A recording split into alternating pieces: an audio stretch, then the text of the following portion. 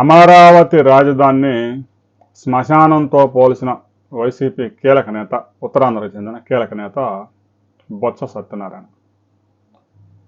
ఇక వైసీపీ అధినేత ఎప్పుడైతే అమరావతి రాజధాని అవసరం లేదు, విశాఖపట్నం మనకు రాజధాని అని చెప్పగానే ఎగిరి గంతేశాడు. ఎందుకంటే ఇంకా ఆయన నియోజకవర్గానికి, ఆయన ప్రాంతానికి కూడా చాలా దగ్గర ఉండదు. రెచ్చిపోయి అమరావతిలో ఏం లేదు, శ్మశానం, కంప చెట్లు తప్ప అని. అమరావతిలో రాజధాని డెవలప్ చేయడం వైసీపీ నేతలకు ఎప్పటికీ ఇష్టం లేదు. ఎందుకంటే అమరావతిలో బాగా రాజధాని డెవలప్ అయితే ఆ క్రెడిట్ మొత్తం 100% చంద్రబాబు నాయుడుకి వెళ్తుందని బాధపడతా ఉన్నారు. అందుకని అమరావతి, కమ్మరావతి అని కులముద్ర కూడా వేశారు. అమరావతి రాజధాని గ్రామాల్లో కమ్మ కులం వారు కేవలం 2% ఉన్నా 98% కమ్మవారే ఉన్నట్టుగా బిల్డప్ ఇస్తామని జనాలకి ప్రచారం చేశారు. ఇక తాజాగా ఉండవల్లి పెనుమాకలో ఒక 12 మంది రైతులు ఇటీవల తాడేపల్లి ప్యాలెస్లో జగన్మోహన్ రెడ్డిని కలిసి మా భూములు ప్రభుత్వం గుంజుకుంటా ఉంది, మాకు అన్యాయం జరుగుతూ ఉందని వాపోయారు. ఆ రైతులందరినీ వైసీపీ నేత, తాడేపల్లికి చెందిన ఒక వైసీపీ కీలక నేత, వాళ్ళందరిని పోగు చేసి జగన్మోహన్ రెడ్డి మనకి అపాయింట్మెంట్ ఇచ్చాడు, అంత పెద్ద వ్యక్తిని కలవడం అనేది జీవితంలో ఒక్కసారి కూడా రాదు, తాడేపల్లిలో నేను ఇన్ని సంవత్సరాలు ఉన్నా నేను ఒకసారి కూడా కలవలేకపోయాను, మనం అందరిని పిలుస్తున్నారని చెప్పేసి వాళ్ళందరినీ వేసుకుని పోయాడు. జగన్మోహన్ రెడ్డి కలిసి బయటకు వచ్చిన గంటలోనే ఒక రైతు ల్యాండ్ పూలింగ్కి నేను భూమి ఇస్తానని చెప్పేసి భూమి ఇచ్చి షాక్ ఇచ్చాడు. ఇక దాంతో వైసీపీకి పెద్ద దెబ్బే పడింది. దాన్ని ఎలాగా సరిదిద్దుకోవాలని చెప్పేసి అమరావతి రాజధానిలో రైతులను పరామర్శించడానికి వెళ్తున్నామని చెప్పేసి బయలుదేరారు. ఎవరు? రౌడీ షీటర్లు, విజయవాడ రౌడీ షీటర్లు అందరినీ వేసుకొని వైసీపీ కీలక నేత దేవినేని అవినాష్, మచిలీపట్నం నుంచి మాజీ మంత్రి పేర్ని నాని, విజయవాడ నుంచి ఎమ్మెల్సీ లేలప్పిరెడ్డి, ఇక నోటి పారుదల శాఖ మంత్రి పనిచేసిన మాజీ మంత్రి అంబటి రాంబాబు, వీళ్ళందరూ ఉండవల్లి సెంటర్లో నుంచి అమరావతి రాజధానిలో ప్రవేశించే క్రమంలో అమరావతి రాజధానిలో అడ్డుకున్నారు.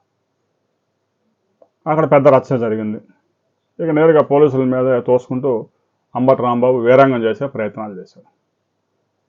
అమరావతి రాజధాని రైతులు గట్టిగానే అడ్డుకున్నారు. ప్రస్తుతానికైతే కోడిగుడ్లతో సమాధానం చెప్పారు. భవిష్యత్తులో మరలా ఇలాంటి కార్యక్రమాలు చేస్తే అమరావతి రాజధానిలో ఎలా సమాధానం చెప్తారో చూడాలి. అయితే అంబటి రాంబాబు మీద కేసు పెట్టడం చాలా దారుణత. జంగిల్ రాజు నడుస్తూ ఉన్నాడు, ఆటవిక పాలన నడుస్తూ ఉందని బొత్స సత్యనారాయణ వాపోతా ఉన్నాడు. అంటే వైసీపీ నేతలు స్పందించకపోతే, ఎవరెవరు మాట్లాడలేదు, అమరావతి రాజధాని గురించి మేము ఇంత తీవ్రమైన ఫైటింగ్ చేసినా కూడా వైసీపీ నేతలు మాట్లాడడం లేదు అని జగన్మోహన్ రెడ్డికి రిపోర్ట్ వెళ్తాయిగా. అందుకని వెంటనే అందరు తెర మీదకి వచ్చాం. కొంతమంది నేరుగా రంగంలో దిగారు, కొంతమంది మరికొంతమంది వాళ్ళకి సపోర్ట్, అక్రమంగా కేసులు పెడతా ఉన్నారు. అమరావతి రాజధాని రైతులను ఆల్రెడీ పిలిపించుకొని మీ కీలక నేత మాట్లాడాడు. ఆయన అధికారంలోకి వచ్చిన తర్వాత ఎలాగో వాళ్ళ భూములు వాళ్ళకి ఇస్తామని చెప్పారుగా. మీరు అధికారంలోకి వచ్చిన తర్వాత ఎలాగో అమరావతి రాజధాని రైతుల భూములు వాళ్ళకి వచ్చేస్తాయి కదా, ఇంకేముంది బాధ. ఇప్పుడు ప్రభుత్వం ఎలాగో ల్యాండ్ పూలింగో లేదంటే ల్యాండ్ పూలింగ్లు ఇవ్వని వారి దగ్గర నోటిఫికేషన్లు వేసి భూములు తీసుకుంటామని, ప్రభుత్వం అవసరానికి అవసరమైనప్పుడు, ప్రజా ప్రయోజనాలకు అవసరం ఉన్నప్పుడు భూములు సేకరించవచ్చు. 2013 చట్టం ప్రకారం పరిహారం చెల్లిస్తారు. పరిహారం పెంచాలని అడగవచ్చు, రైతులకు మరికొంత న్యాయం చేయాలని డిమాండ్ చేయవచ్చు.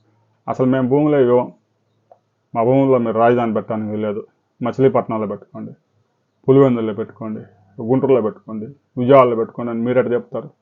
మీరు అధికారంలో ఉన్నప్పుడు విశాఖపట్నం, ఋషికొండ, గుండుగొరిగి ఋషికొండ మీద రాజధాని పెట్టారు. ఇక కర్నూలులో న్యాయ రాజధాని కూడా ఏర్పాటు చేసేశారు. ఇక అమరావతిలో అయితే పిచ్చి కంప పెంచారు.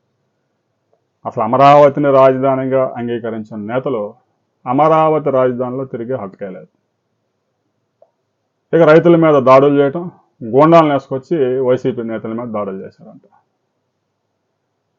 గొడ్డల పార్టీ ఎవరిది, గోండాలకి హెడ్ క్వార్టర్స్ ఎక్కడున్నాయి అనేది ఎవరిని అడిగినా చెబుతారు. 5 సంవత్సరాలు పరిపాలన చేసి 3,27,000 కోట్లు నేరుగా అక్క చెల్లెమ్మల ఖాతాలో వేసినా కూడా ప్రతిపక్ష హోదా కూడా లేకుండా మీరు పరిపాలన చేశారు.